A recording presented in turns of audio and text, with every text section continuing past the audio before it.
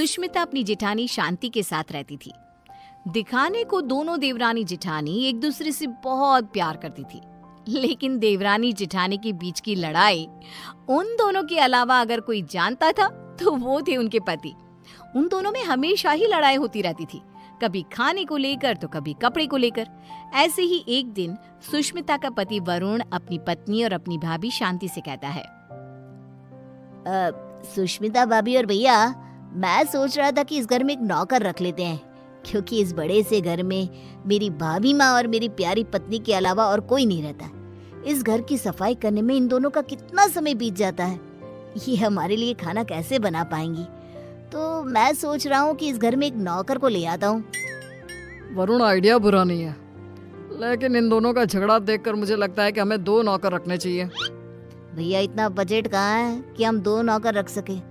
अरे आजकल नौकर कितने महंगे हो गए हैं। ये बात तो है।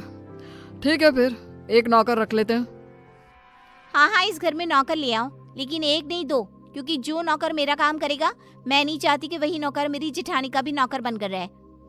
हाँ, मैं भी नहीं चाहती कि मेरा नौकर तेरा काम करे।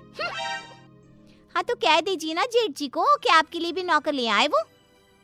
हाँ, मेरा पति मेरे लिए नौकर तो ले ही आएगा ना, क्यों नहीं लाएगा। इस तरह दोनों के बीच एक बार फिर से झगड़ा हो जाता है। ये देख वरुण और विक्रम उन दोनों की लड़ाई में ना पड़ते हुए अपने अपने काम पर निकल जाते हैं, और काम पर जाते जाते दोनों भाई आपस में एक दूसरे से बात करते हैं। भैया, अगर यही हाल रहा तो हम लोगों को कभी भी खाना समय पर नहीं मिलने वाला। हाँ, तुम सही कह रहे हो वरुण, इसलिए आज शाम को ही हमें एक नौकर का बंदोबस्त करना होगा। इस तरह विक्रम और वरुण अपने काम पर चले जाते हैं, तो वहीं दूसरी तरफ सुष्मिता और शांति की बहस होती रहती है। वो दोनों अपनी बहस में इतनी मगन हो जाती हैं कि उन दोनों को पता ही नहीं चलता कि कब समय बीत चुका है। ऐसे ही शाम हो जाती है, और शाम के वक्त जब डोरबेल बजती है, सुष्मिता दरवाजा खोलती है। उसके सामने वरुण और विक्रम के साथ एक नौकर दिखता है। उस नौकर को देखकर सुष्मिता वरुण से कहती है, अरे वाह वरुण जी, आप तो आज सुबह नौकर की बात कर रहे थे, और देखो शाम को आप नौकर भी ले आए अपने साथ। पति हो तो ऐसा, वरना ना हो। सुष्मिता की बातें सुनकर शांति का गुस्सा 7वें आसमान पर पहुंच जाता है, जिसके बाद वो अपने पति के ऊपर चिल्लाते हुए कहती है, अजी आप क्यों नहीं लेकर आए? आपको दिखाई नहीं देता मैं कितनी थक जाती हूँ?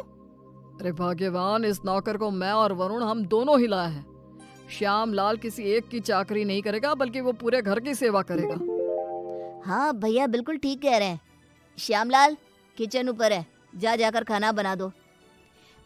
ठीक है साहब। श्यामलाल किचन में जा ही रहा था कि तभी शांति उसे रोकते हुए कहती है, अरे श्यामलाल, पहले तुम मेरा और विक्रम जी का खाना बना देना। इन दोनों को क्या है, इन दोनों का आराम से बनाते रहना, क्योंकि ये लेट नाइट्स होते हैं। ठीक है मैम साहब। अरे ऐसे कैसे? श्यामलाल, पहले तुम मेरा खाना बनाओगे। बेचारा श्यामलाल उन दोनों की बात में फंस जाता है। वो सर पर हाथ रखकर बैठ जाता है, क्योंकि उसे समझ में ही नहीं आ रहा था कि पहले किसका खाना बनाया जाए। ये देख अब विक्रम श्यामलाल का समय फिक्स कर देता है, और अपने समय अनुसार श्यामलाल अपना काम करता है। कुछ दिन तो घर में शांति का माहौल बना रहता है, लेकिन एक दिन श्यामलाल कपड़े धोने के लिए सुष्मिता के पास जाता है और उसे कहता है, बेन साहब, कपड़े धोने के लिए हैं तो आप मुझे दे दीजिए, मैं अभी आपके कपड़े धो देता हूँ। उसकी बात सुनकर शांति आती है और उसके ऊपर चिल्लाते हुए कहती है, श्यामलाल, तुम पहले मेरे कपड़े धोगे। अगर तुमने मेरे कपड़े नहीं धोए तो मैं तुम्हें नौकरी से निकाल दूंगी। जी, नाम तो आपका शांति है, लेकिन आपके अंदर ना शांति नहीं है बिल्कुल भी। अरे इस समय वो मेरे कपड़े धोएगा।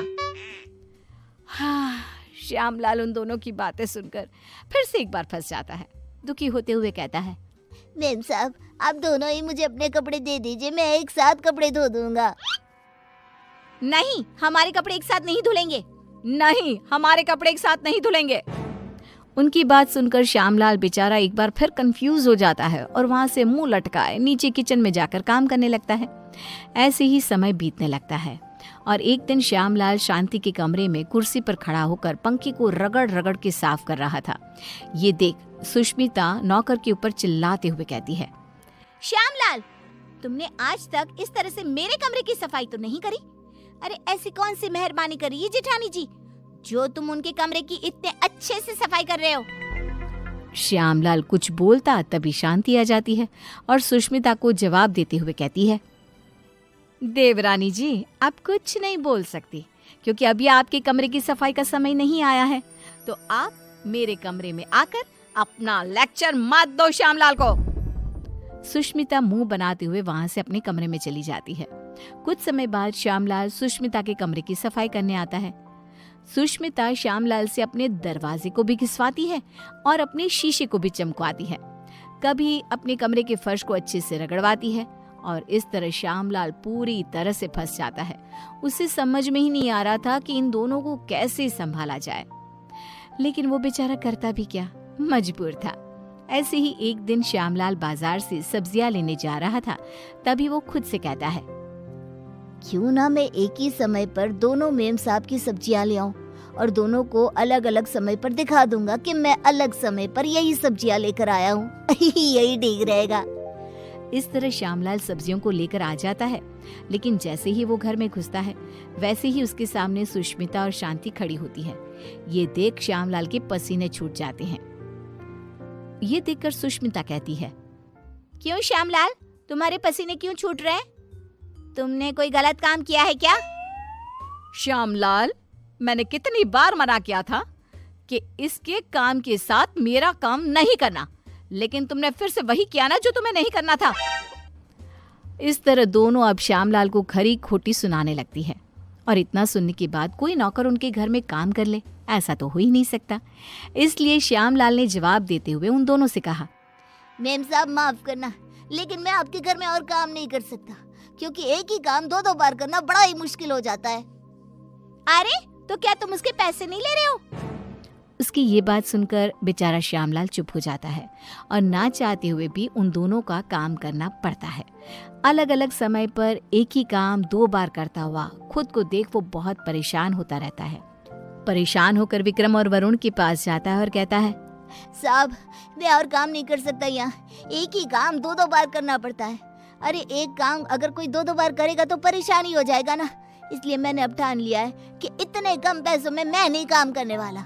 अगर आपको काम करवाना है तो आप किसी दूसरे नौकर को ढूंढ लो। मैं तो यही सलाह देना चाहूंगा कि आप दोनों अपनी अपनी पत्नियों के लिए अलग अलग नौकर रखना, वरना उस बेचारे का भी मेरे जैसा ही हाल हो जाएगा। इतना कहकर श्यामलाल उनकी नौकरी उनको ही सौंप कर चला जाता है। इस तरह बेचारे वरुण और विक्रम परेशान हो जाते हैं। कुछ समय बाद उन दोनों की पत्नियां हॉल में आती है और अपने पतियों से कहती है, अरे श्यामलाल कहाँ है?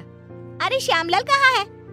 दोनों भाई एक दूसरे की तरफ देखते हैं और कहते हैं, वो काम छोड़कर चला गया, तुम दोनों ने उसके नाक में दम कर रखा था। अच्छा, तो हम लोगों ने उसके नाक में दम कर रखा था तो तुमने उसको निकाल दिया ना, तो अब इस घर का काम तुम लोग ही करोगे। हाँ, मेरी देवरानी बिल्कुल सही कह रही है, अब इस पूरे घर का काम तुम लोगों को ही करना होगा। इतना कहकर दोनों देवरानी जिठानी चली जाती हैं।